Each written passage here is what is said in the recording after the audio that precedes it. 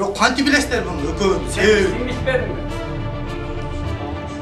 Кызылкия шаардык бейтапканасынын наркология бөлүмүндө турабыз. Tavuk görün çıkar.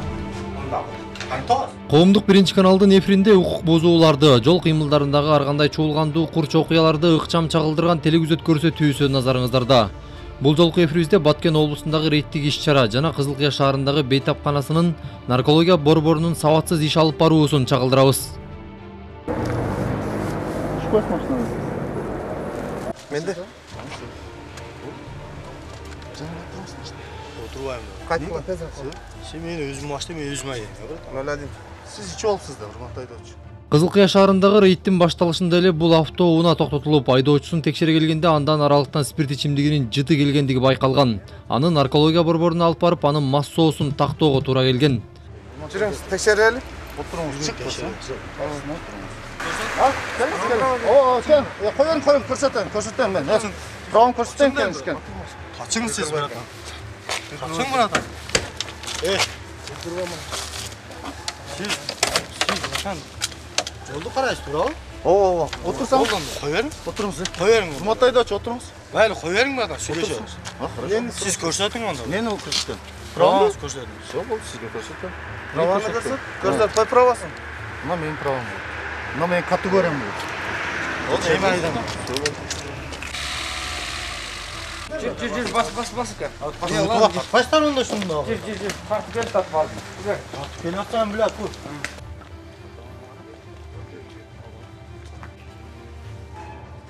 Tekşersin, çıksın cevabınızda. Мында bu tekşerip, tekşergende açıdan жазат. Yok, buna operat tarttıran. Operat tutan. Yok, çalsın, erkekçe olsun. Ya tattınız ha. Ертең buradan şu kamera çıkmasa siz cevap veririz.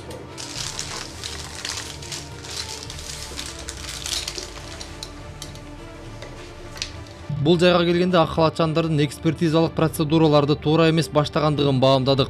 Бирок аягына чейин байкап турууга туура келди. Erkekin işi emez. Çıkıp жатат. Niye çıkıp жатат? Bana ökö bir süret oldu. Koysun arasanız.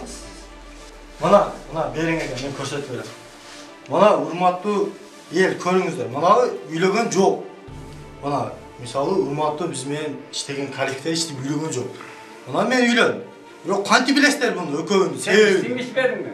Ben içken yokum. Kanti bilesler bunu. Çıkıp tamam. Hiç falan bilesler. Boş bular dele üylese şu anda bilir. Mana Bu karaganda sağ boğa savaşında o biraz. Mana salıştırın zaten. Mana salıştırın. Мындай да, урматтуу. Лейтенант наркология. Атыңыз кемсіз? Сизчи, бул жактан өткөрүп атпайсызбы? Мисалы, эгерде сиз бул айдоочунун чыккандыгын мас абалында унаа башкарып жүргөндө эксперимент аныкталды деп чыгарып атасыз, чынбы?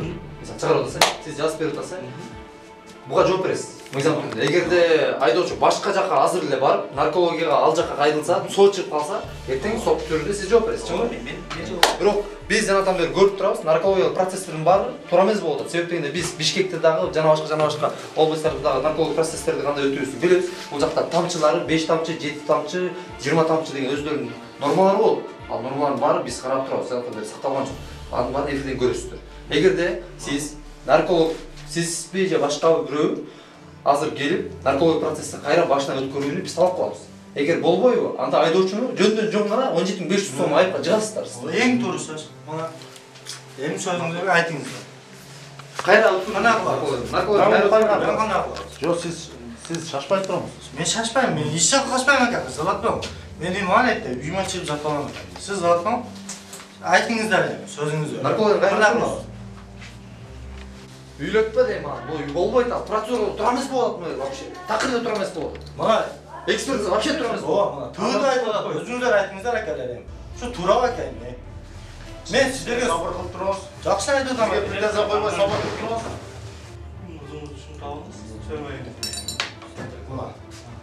Бирок да, мен мына көзүң жумуп туруп да, мына сиз таап көрүңчү, кече айттым. Сиз таап көрүң мына. Мына эл көрүп туруңуздар. Бирок мына сиз туруп таап көрүңчү мына. Мында. Кантас? Болду, келиңиз менен сүйлөйбүз. Мен күйлөйм. Бирок азыр бирдей чыгып калган болсо, Болду. мен документти коюм керек. Жок, сиз күйлөй бериңиз да. Мен күйлөйм. Күйлөй бериңиз да. Урматтуу телеөгчүлөр, биз азыр Кызылкыя шаардык бейтапканасынын наркология бөлүмүндө турабыз. Бул наркология бөлүмүнө келгенде, мынакей өзүңүздөр көрүп тургандай, бир эмес 2 жолу бул айдоочунун наркологиялык тестилерди өткөрүштү. Бирок биз жантан бери айтып аткандай, бул кошумча алымчанын бардыгы так болгон жок. Ошол себептүү спирт ичимдигин ичкен дейбизби же ичпеген дейбизби, бул жакта жыйынтык бир эле болуп жатат. Эми бир суроо да. Балким бул жерде бул инспекторлордун айтымында аралыктан бул айдоочудан спирт ичимдик жылды келип жатат деп жатат. Бул айдоочунуку мисалы соо ичкен жок деп жыйынтык чыкты.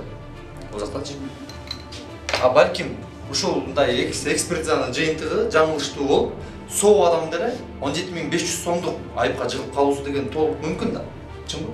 Кызылкыя шаардык бейтапканасынын наркология бөлүмүнө өтө чоң көңүл буруу керек экен. Себеп дегенде, эгерде жол кырсыгы болсо, андан кантип ал адамдын айдоочунун кантип мас соосун тактоо керек экендиги да чоң суроо болот. Эгерде мас айдоочу жол кырсыгына кабылып, анын ичиндеги жүргүнчүлөр кырсыкка учураса, ал сөзсүз түрдө чоң беренеге кабылат. Дегенибиз, аны темир тор артына кетүүсү мүмкүн болот.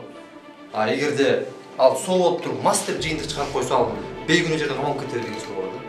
Биринчи жолку текшерүү жыйынтыксыз болгондугуна байланыштуу. Кайрадан экинчи жолу дагы текшерүүгө туура келди. Бирок бул жолу дагы туура эмес болду. Нарколог ким?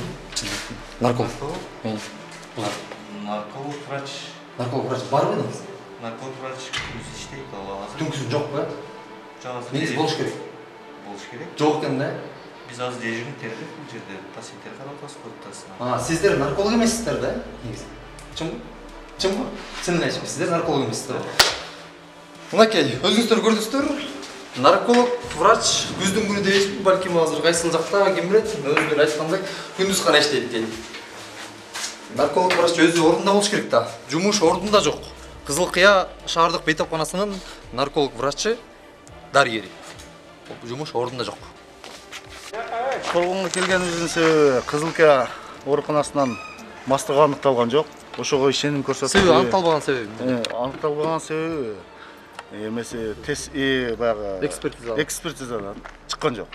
Себеби бул аралыктан спирттик ичимдиги жыттантат. Ошонун негизинде Кадамжай районунун Чорбон айылга келип, муну дагы бир катар көрсөтүп текшергенге эме болдук. Ошол.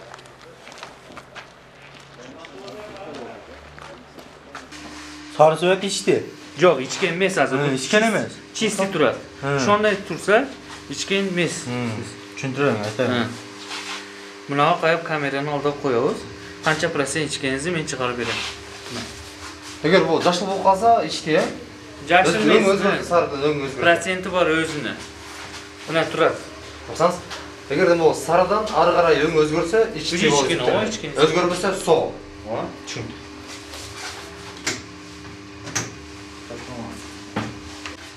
Мына. İçkeniz туралы чыкты экен. Эми ака мына. Урматтуу эл көрүп турат. Урматтуу эл көрүп турат, бирок мына ичкен тууралуу чыкты деп аныктап атасыз.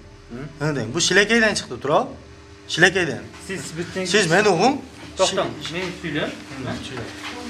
Маякта кол кое турган жери бар. Сиз канча ичтиңиз, качан ичтиңиз билбейм. Но алкотест положительный чыгып атат. Алкотест положительный чыккан дегени сиз спирт ичимдикни ичкенсиз. Мен шону жазып берем. Урматтуу көрүүчүлөр, өзүңүздөр көргөндөй бул жакка, бул наркология бөлүмүнө келгенде дарыгер бардык шарттарды, жагдайларды айдоочуга түшүндүрүп, жана анын мас абалында экендигин экспертизанын жыйынтыгы менен тастыктап берди. Бирок айдоочу эмнегедир буга дагы макул болбой, өзүнүн үй бүлөлүк шарттарына дейбизби, жана башка дейбизби дегеле бир шылтоолорго төңкөп кол коюудан баш тартты. Биздин Кызылкыя шаарындагы 2 күндүк рейдтик иш-чарада бир топ мас абалында унаа башкарган айдоочулар кармалган. Бирок дээрлигине наркология бөлүмү туура эмес тыйнак чыгарган. Бул боюнча нааразычылыкты биздин кийинки эфирде көрө аласыздар.